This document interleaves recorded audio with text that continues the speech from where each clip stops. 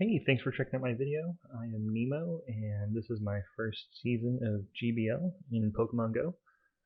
I decided to come back to the game. I did one tournament in Sylph Arena last year, just kind of took a break. So coming back and seeing GBL is really exciting. Being able to kind of go into a fight whenever I wanted and, kind of grow from there. So I decided to record my fights and kind of do an analysis and learn from what I'm doing and trying to grow from there. I decided to put this on YouTube, kind of make it a collaborative experience. So you can see here my team is going to be Infernape, Whiscash, and Abomasnow. My Abomasnow doesn't even have a second move.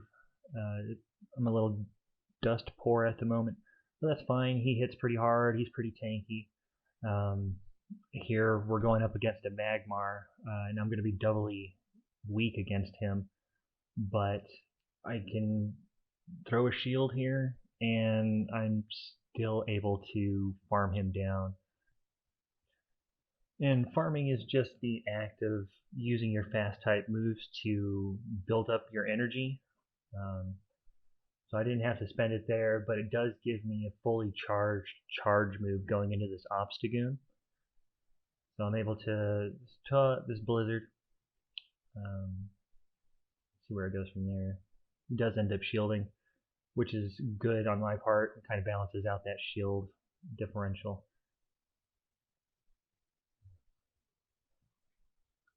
Just kind of hesitating there. Wasn't sure what to go with.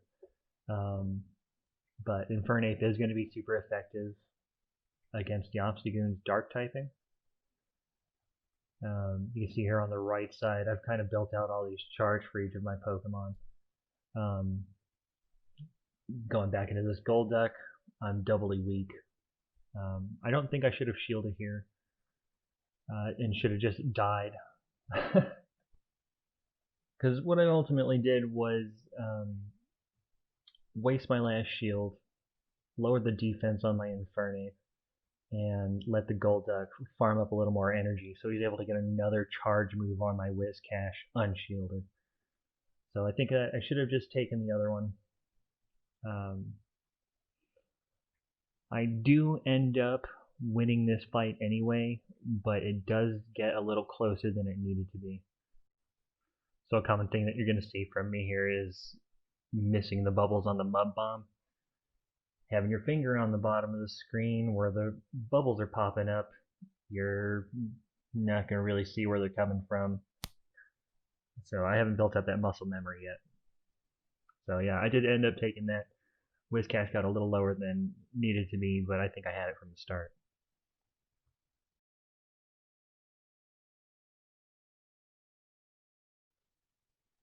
And going into the second fight, it was Infernape versus Gligar.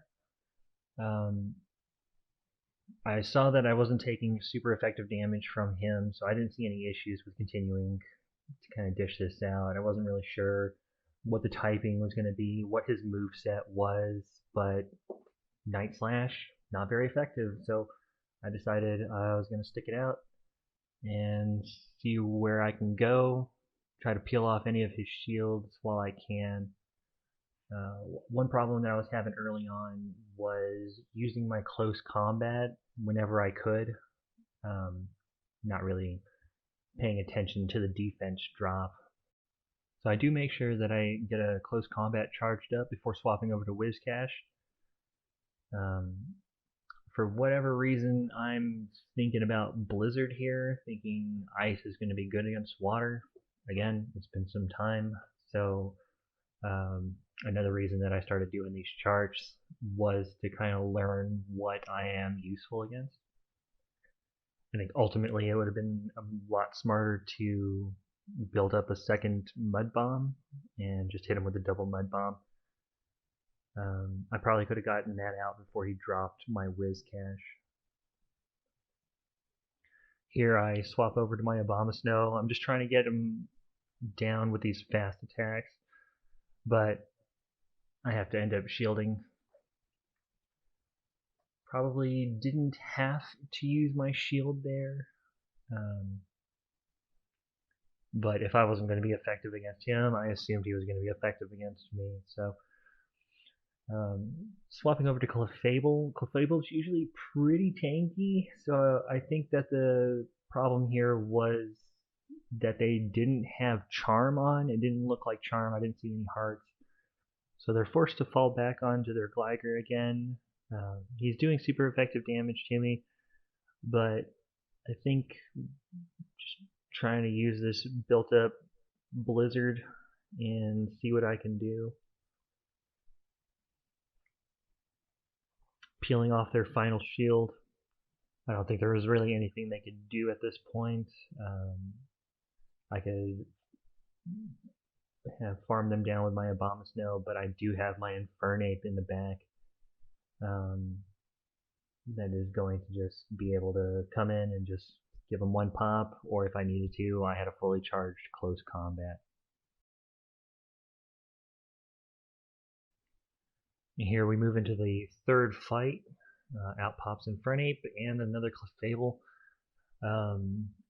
I am kind of worried about this one. I wasn't really sure what fairy damage was doing to me. As you can see there, the hearts, they're using Charm. They're super effective against the fighting. For whatever reason, I panicked and tried to toss a close combat. It would not have been very effective, but they ended up using a shield anyway and dropped my Infernape while they sit at 50% health. What was really throwing me was forgetting that fairy typing was a thing and thinking that Clefable was still going to be normal. So I hesitated there, deciding who to pick, figuring that Abomasnow's slow build was going to be more of a liability, and I wanted to get more of these mud bombs out with Whiscash so I could just chunk more of this health away, or force shields to be used. No shield there, but that's okay. We're able to just knock her out with one more hit. Next came Throw, and I have never even seen this Pokemon before. I wasn't sure how to deal with it. Just keep throwing mud bombs, I tell myself. The nice thing about the mud bombs is I'm getting them out so fast that I'm either chunking a lot of health out or pressuring shields off of my opponent. So here I'm able to get a second one in. He's just going to take. So he's out of shields now. I had no idea what to expect. I know that he's a fighting type. So I took the Body Slam. Not really paying attention to the move, just knowing that it didn't do a ton of damage to me. Body Slam is a normal type, but in seeing this next attack, I thought fighting type is coming at me, so I shielded, blew that. I really should just get to know my typings a lot better. Again, that's why I'm using the charts. I'm hoping everyone else can get use out of them too. So at the end we get Galarian Rapidash. She does lose her fire typing, so I wasn't too worried about it here, but ultimately I'll regret in using my final shield on the Body Slam. I think that in an alternate timeline, I shielded that and got a Blizzard out for the win. Anyways, learn your typings. So this fourth fight is going to be Infernape versus Octillery. I hadn't really seen Octillery up to this point. She is doing its super effective damage to me, but I'm trying to use a close combat to kind of force a shield before I swap out. Which I did get, and I swap over to an Abomasnow, thinking, oh, perfect catch, I'm going to catch this water type move. Little did I know, Gunk Shot, super effective, it does 100% damage to my Abomasnow, poison being the bane of grass types. So here into a Whiscash, we had a little bit of lag, just always keep tapping, never know what's going to happen. For whatever reason, I think that Pignite needed some abuse. I don't know why they switched him out here. Whiscash is super effective all around. Any kind of water attack, ground attack is going to be super effective against fire.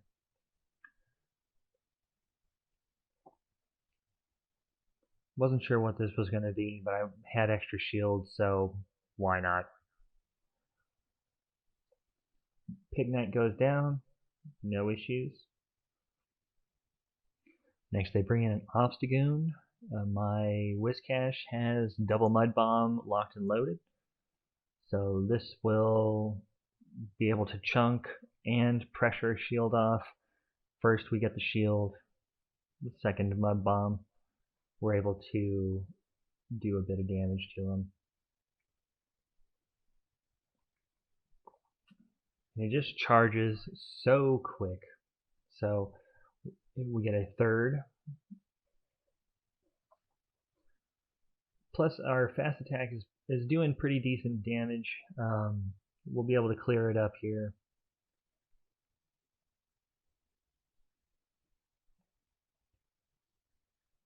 I shielded this just because I wanted to get my energy spent. Took him so long to build up that gunk shot.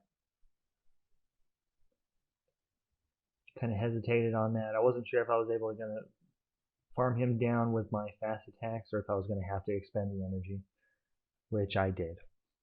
So last but not least, Octillery takes another mud shot. Just so quick to charge and does a ton of damage.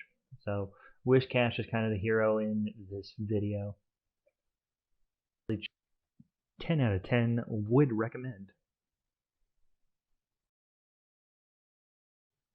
This final fight is actually from the very first set that I did in GBL, starting season 6.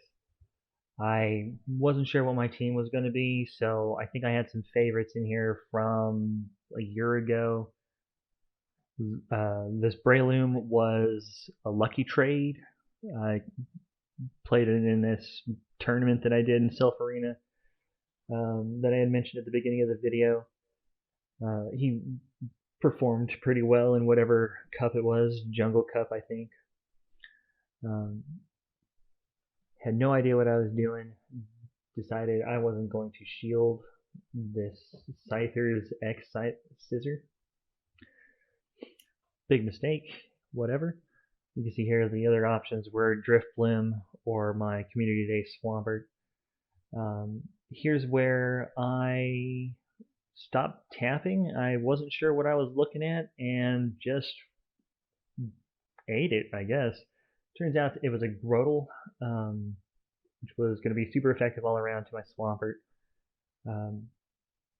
As I've said earlier, in GBL, in any Pokemon Go battle, just always be tapping. The lag is serious. Even after my Swampert goes down, even after I throw a charge move, Grotle still hasn't spawned, so you can't see anything that's coming at you. It just looks like it's loading. But always be tapping.